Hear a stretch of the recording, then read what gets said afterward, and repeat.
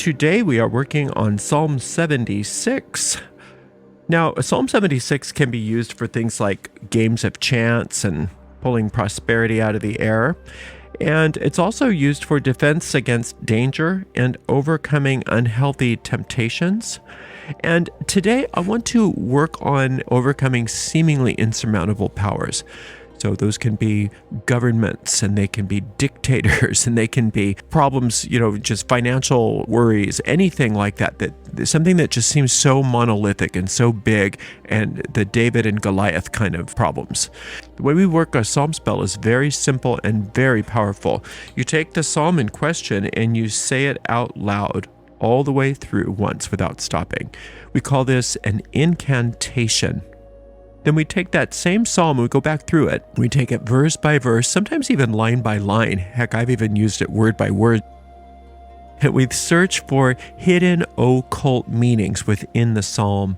So we dig and we search and we just do our best. You don't have to worry about if you're an expert at this. It just takes you searching and being open and receptive to seeing what you find there. And then you apply what you find to whatever the topic at hand is, whatever you brought to the psalm. And just by doing that, just by searching and digging, it's like toiling in the soil and planting seeds deeply in the fertile ground of your mind. Those little seeds of wisdom that you find in there are seeds of magic. And in a very real way, by doing this work, you plant those seeds in the fertile ground of your deep mind, where they take root and then they grow. And they blossom forth, and they bear fruit after their kind. And that's what we're going to do together right now, you and I, with Psalm number 76.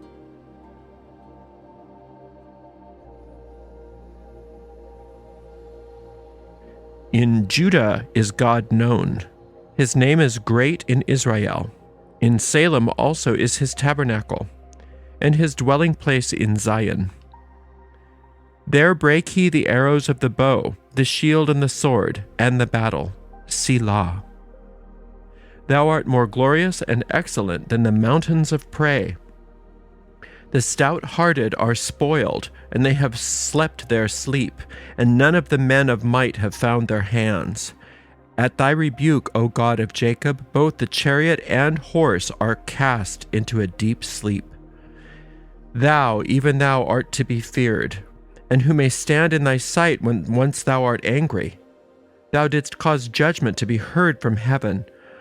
The earth feared and was still, when God arose to judgment to save all the meek of the earth. Selah. Surely the wrath of man shall praise thee, the remainder of wrath shalt thou restrain. Vow and pay unto the Lord your God. Let all that be round about him bring presents unto him that ought to be feared. He shall cut off the spirit of princes. He is terrible to the kings of the earth. All right. In Judah is God known. His name is great in Israel. Now, what you can think of in terms of the story. So what we have here, if you think about it this way, this is the spell book here. These are the spells. These are the prayers. These are the treatments or the formulas in this book of Psalms. All the rest of that Hebrew Bible is mythology. It's stories to give context to this. All right. So if we look at the rest of the Bible simply as context for the Psalms, that's a very powerful way to see it. So within that larger mythology, Judah and Israel at this point in time were separated. The tribes were not unified yet in that part of the world. So it's talking about how no matter what the separation looks like in the world, God is known and his name is great, regardless of whether you're in the south or whether you're in the north, whether you're in Russia, whether you're in the Ukraine, whether you're in the United States, whether you're in Mexico. It doesn't matter. God's name is great and God is known. Now, how do you know something? How do you know something? You know something by being aware of it in your mind, your conscious mind. So to know God is to think of God. And the name of God is great. So the name of God is the nature of God. The name of anything in these spells means the nature. So the nature of God is something we want to know because it is great.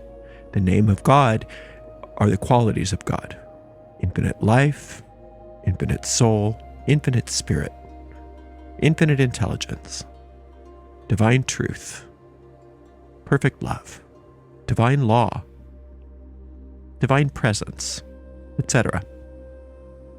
So thinking and contemplating those qualities of God are how God is known, regardless of what you think you are in this world, what tribe you think that you're associated with in this world. And remember that God in this particular psalm is Elohim, not the tetragrammaton. So it's very important to recognize that regardless of the name of God in the psalm, it means a pre-gender expression of the one source of all.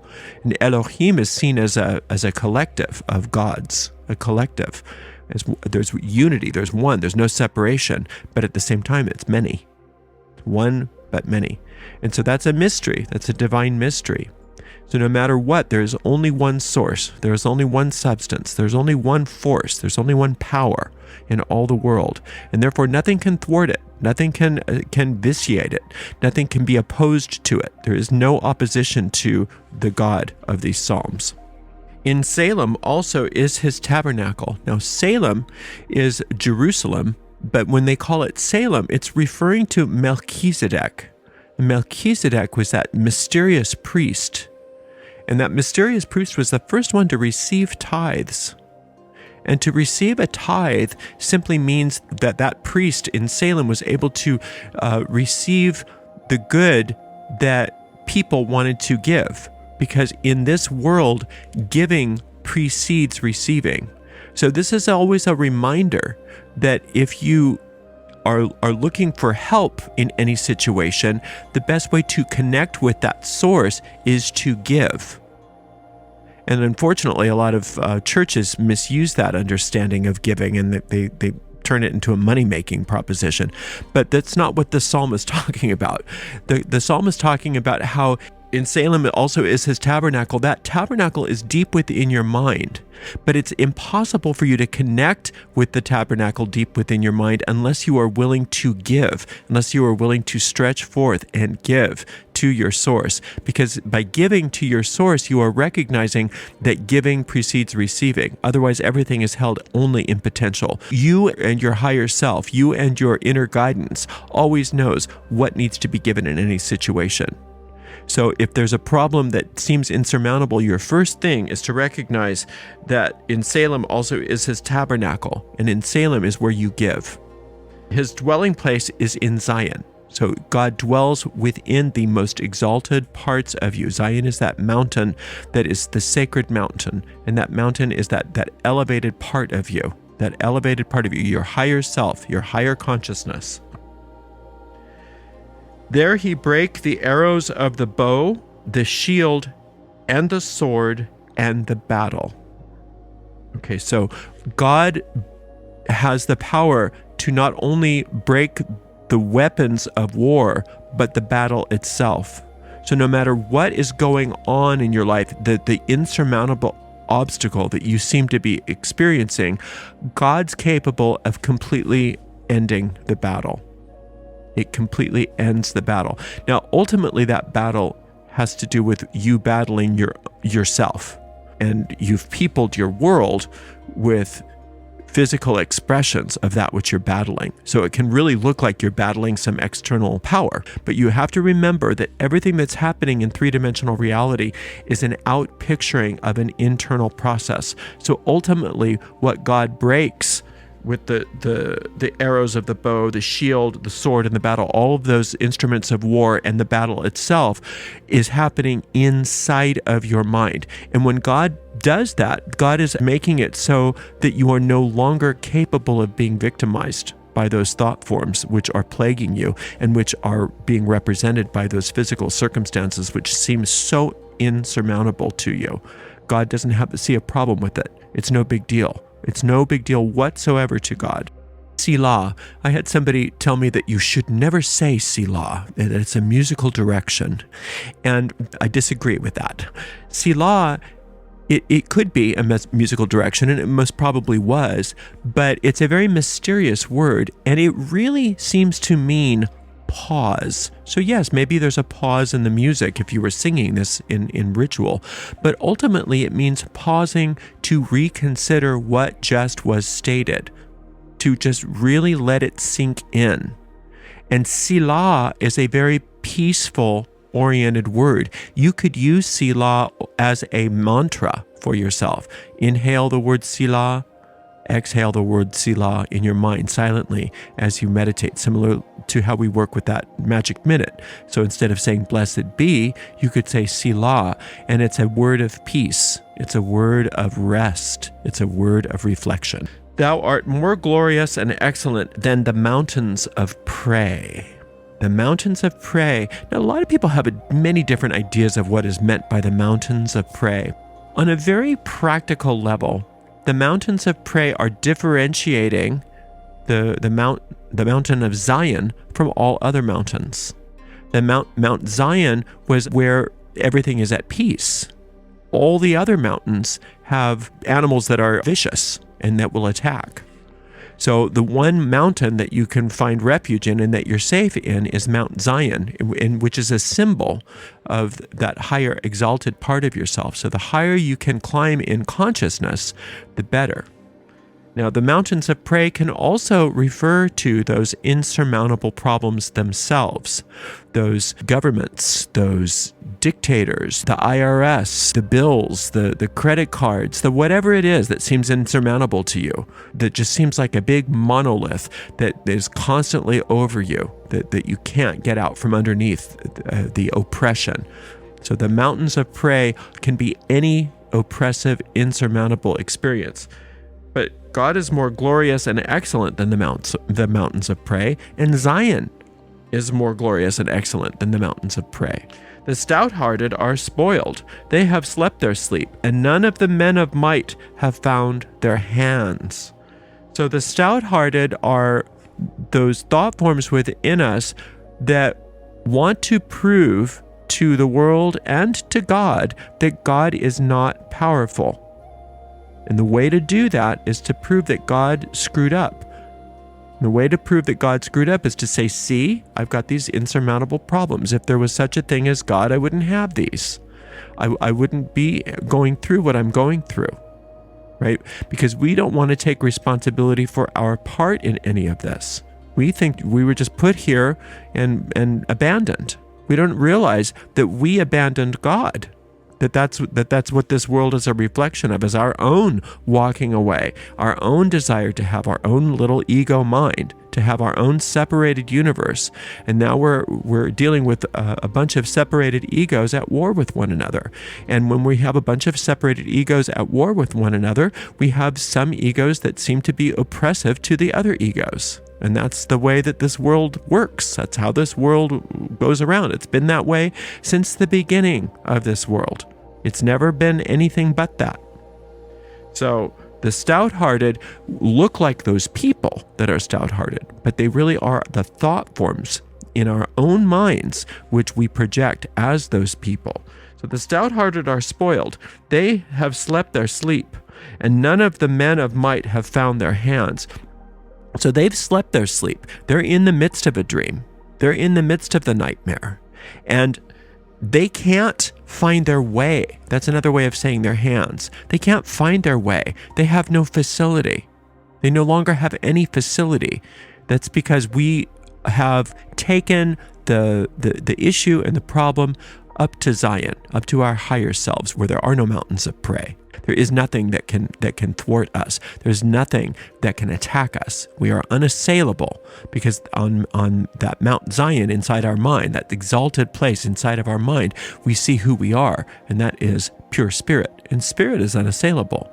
So none of these problems really even exist on that mountain. So the more we can get up to that mountain in our minds, the easier it is for us to see that these problems not only are going to be solved, but they already have been solved. They were solved at the moment that they presented themselves to us. They were already solved, but we can't see that resolution and that solution until we climb that mountain and see it from the point of view of that exalted place where there are no mountains of prey. At thy rebuke, O God of Jacob, both the chariot and horse are cast into a deep sleep. So when the God of Jacob, Jacob means you, and the part of you that tries, you try your best and you mess up all the time, right? Isn't that you? You do your best and you mess up, and you do your best and you mess up. And God doesn't hold that against you. God didn't hold it against Jacob, and God doesn't hold it against you. Okay, so you're doing what you can, and you mess up, you make mistakes, and God doesn't hold it against you. That's so important to understand when you're looking at God of Jacob in any of these Psalms, because once you realize that, then you're not expecting God to punish you anymore, because God doesn't hold any of that against you, right? So God doesn't hold your mistakes against you, but God will rebuke your problems. God will rebuke these thought forms. These thought forms are attacking thought forms. These thought forms are causing you problems in your world because they are causing problems in your mind, in your consciousness. And God will rebuke that. And God's not only going to rebuke the thought form, but God's going to put the chariot and horse into a deep sleep so they can't be ridden. So none of your problems can come find you anymore. None of these issues are going to be able to even cause you any kind of problem anymore because they don't have any transportation. They can't get to you anymore. So not only are you exalted now by being on that Mount Zion where there are no mountains of prey, but they can't come up there and find you because their transportation has been completely put to sleep. It's like your car's out of gas. The car's all out of gas. The tanks are out of gas. They can't rev up their tanks anymore, so they can't come find you. They are completely annihilated. Thou, even thou art to be feared, and who may stand in thy sight when once thou art angry? Okay, so the anger and the fear of God, these are very important symbols that you have to make sure that you understand that they are symbols to help you. You're not supposed to be afraid of God, like, oh no, he's going to hurt me. That's not what fear means. Fear means awe. Fear means awe. Like, have you ever seen a thunderstorm? And you're in the safety of your home, so you know it's not going to hurt you, but it's like, ooh, that's awe-inspiring, right? Or a beautiful sunset, or a beautiful sunrise. Some real awe-inspiring things. That's what the fear of God means in this particular sense. And thou art to be feared. And who may stand in thy sight when once thou art angry? That means that these errant thought forms, these problems that you have, can't stand in the sight of God because light always dispels darkness. Always dispels darkness. You can't, there's no fight, there's no vote, there's no negotiation. When you flip on the light, the darkness is gone. That's just how it works. There's no amount of theorizing or philosophizing about it will make any difference whatsoever. God is, the presence of God in any situation makes everything right again. So our job isn't to try to convince God to do something for us. Our job is to stop trying to hide from God, or trying to stop trying to hide our problems from God, or try to stop fixing our problems for ourselves. All we have to do is expose the problems to the light of God. It says, who may stand in thy sight when once thou art angry. Well, God's not angry, technically. It just looks like God's angry, just like the darkness thinks that the light is angry at it. It's not that it's angry, it's just that it's there. It's just that it's present. The presence of God seems like an angry thing to these problems, but not to you. God's not angry. It just seems that way from the point of view of the problem, because the problem is being demolished and disintegrated. Thou didst cause judgment to be heard from heaven. The earth feared and was still. Yea. So judgment from heaven. Think of that judgment card in the tarot, right? When God judges something, that means that God blesses it. Whose judgment do you want? Yours or God's?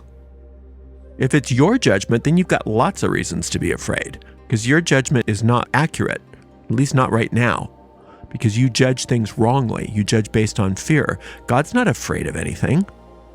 What's God got to be afraid of? So God's judgment is very real. God says, yes, this, no, not that. Yes, this, no, not that. Yes, this, no, not that. God has sight that knows what's what. And so we want God's judgment because God judges rightly. So God, if we let God's judgment in on your problem, God's going to say, no more of this, let's do more of that. No more of this, let's do more of that. So we want God's judgment. That's God's judgment being heard from heaven. And when we allow God to judge a situation, the earth represents the manifestations, the physical manifestations of something. So the earth feared, meaning that it trembles or fears, it shakes, it rearranges itself, and then was still. Then you get your peace. Then you get your resolution. So all that we need to heal whatever this insurmountable problem is God's judgment. And then we allow it. We take our hands off of it. We don't try to do anything on our own. We allow God's judgment to do all the work for us, because then that situation fears God. In other words, gets trembled, gets a reaction, gets a response, and then is still, meaning that it's completely solved.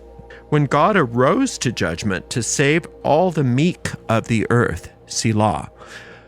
So the meek of the earth does not mean the weak of the earth. We talked about this last week on Soulful Sunday. The meek means the adepts. The meek means the peaceful. The meek means the disciplined in mind. So when you can respond to any situation that presents itself with peace rather than with retaliation, then you are what the psalm is talking about as being the meek. The meek is synonymous with the magi or the adepts. So God rises to judgment to save all the meek, meaning that when you get your mind right, then you are aligning with God. So God automatically saves you because you put yourself in right alignment with God. And God is peace. God is that is what God is. Your peaceful response to a situation is in alignment with God's will. Therefore, God saves you. But if you insist on thinking all by yourself and not thinking as God instructs you, then you're not acting like one of the adepts. You're not acting like one of the meek of the Psalms. And so God has to wait. God says, well, I guess they want their problems. It's because that they're responding to the problems by creating more problems. So we'll just hang out here because we've given these guys free will. So we'll just hang out here and wait. Eventually they'll get back on track and then we can get this fixed for them again. So you can bypass all of that by just going right to responding with peace. And you know how to respond with peace by asking for instruction. We always say this, and the Psalms are very clear about this if you know how to read them, that your job isn't to eat the whole elephant. Your job is to take it one bite at a time. And so one step at a time, you are asking to be guided and led every step of the way. How do I respond? How do I respond? How do I respond? And God always teaches you how to respond as an adept. And if you respond as an adept, then you're aligning with the right energy of the solution for the problem, and then the problem always has to disappear. And then again with Selah. Now you just stop when you're working the psalm again, and you think about that for a minute. Surely the wrath of man shall praise thee. The remainder of wrath shalt thou restrain. Okay, there's a lot of ways to look at this, but if you think about it from the point of view of the wrath of your problems, let's say that your problem is that you're being oppressed by some very, very powerful worldly being or group of people. You're very oppressed. What this is talking about is that their oppression is a praise of God. And what that means, that their oppression is a praise of God, is that the more they oppress you, the more they lose. The more they oppress you, the more God comes into action. The more they try to mess with you, the more they destroy themselves. That's what that means. And then the remainder of their wrath will God restrain. So God will use everything that is happening in the situation to bring you out of the situation. And once you're out of the situation, discharges the rest of that energy. So no matter what's going on in your life, no matter how bad it looks, God's going to use that to release you from it.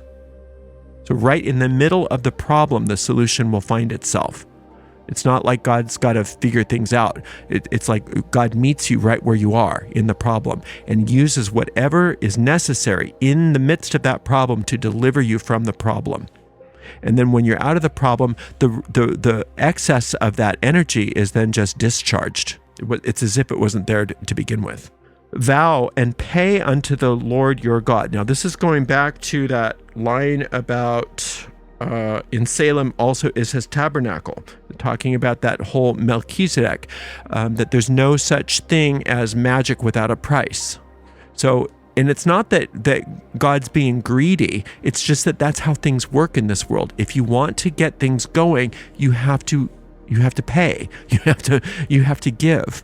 And so it's saying, vow and pay unto the Lord your God. It's giving you the secret about what you need to do. That's the only thing you need to do, is find a way to give. And if you don't know how to give, you ask, and God will teach you how to give in any situation, what you need to give. Let all that be round about him bring presents unto him that ought to be feared. So bringing presents unto God is what you do to receive. Giving and receiving are the same thing in spirit. It's just in this world, it looks like one comes before the other. So in order to receive all these blessings, you must give. And you don't have to know what to give. You just can ask what to give, and you will be guided and led. You might be guided to give forgiveness to somebody that you've been holding a resentment for. You might be guided to give money somewhere. You might be guided to give goods or services or food or whatever. It can be whatever is the most appropriate thing, and you'll be guided and led if you ask. And you don't have to worry about giving the wrong thing. Just the idea of giving in and of itself gets the pump primed. Just any kind of giving, just to get that energy moving, is all that's necessary. You don't have to worry about making a mistake. He shall cut off the spirit of princes. Now, what's that mean? What are the princes? The princes are, in your problem, are all of the other problems that are associated with the problem. They're the offspring of the problem. So let's say that the king is the problem, the prince is its offspring. So you don't have to worry about, oh God, do I have to keep doing this psalm for this problem and then that problem, and then it's like whack-a-mole, right?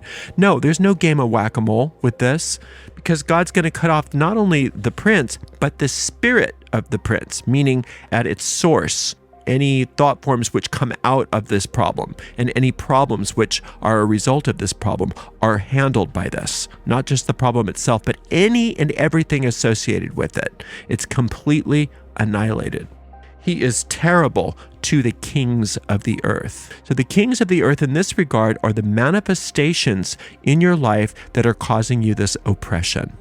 And God's terrible to those manifestations, because you're handling it at the realm of cause. You're handling the cause of these problems. So the manifestations have absolutely no choice but to go away, but to die, but to disintegrate.